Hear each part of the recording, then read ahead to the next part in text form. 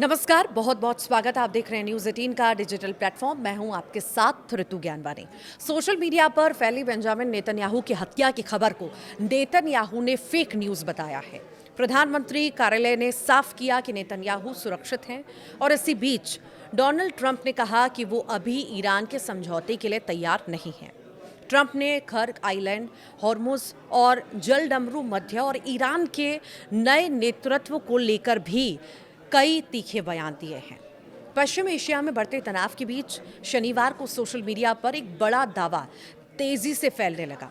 कई पोस्ट में कहा गया कि इजराइल के प्रधानमंत्री बेंजामिन नेतन्याहू ईरानी जवाबी कार्रवाई में मारे गए हैं। इसमें उनके एक वीडियो का जिक्र किया जा रहा था जो कथित तौर पर एआई से बना था। हालांकि इस दावे को इजरायली प्रधानमंत्री कार्यालय ने तुरंत खारिज कर दिया।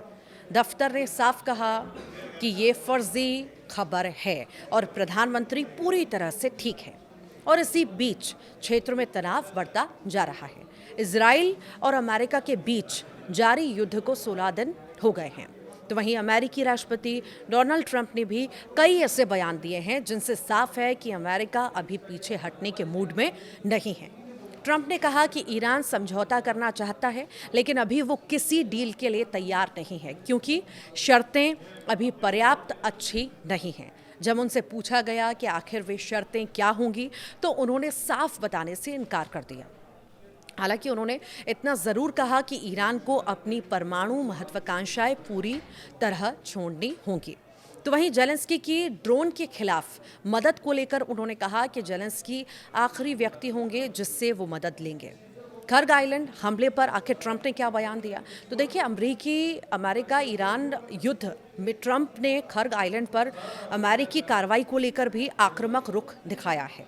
अमेरिकी सैन्य कमान की तरफ से कहा गया था कि वहां 90 सैन्य ठिकानों पर सटीक हमले किए गए हैं और तेल ढांचे को बचाने की कोशिश की गई है।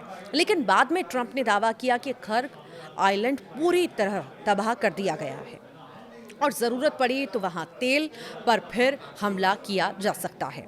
उन्होंने ये भी कहा कि अमेरिका ने जानबूझकर ऊर्जा ढांचे को नहीं छुआ क्योंकि उसे दोबारा खड़ा करने में सालों लग सकते हैं। हॉर्मुज सभी के लिए खोला गया है क्या, ये भी सवाल है। तो वहीं ईरान ने शनिवार को कहा कि अमेरिका और इजराइल के अलावा सभी देश हॉर्मुज जल डमरू मध्य से गुजर सकते हैं।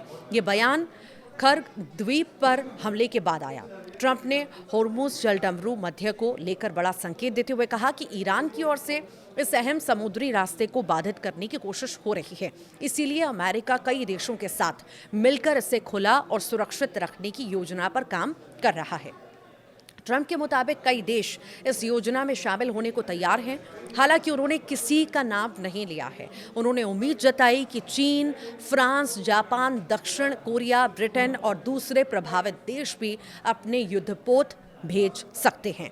हालांकि इसे लेकर अब्बास अरागची ने कहा है कि अमेरिका दुनिया के देशों के सामने भीख मांग रहा है।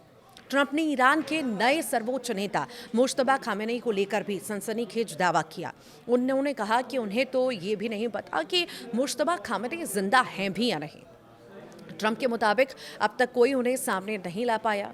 अमेरिकी रक्षा मंत्री पीट हेग्सेथ ने भी दावा किया कि वो घायल हैं और संभव है कि बुरी तरह से जख्मी भी हों।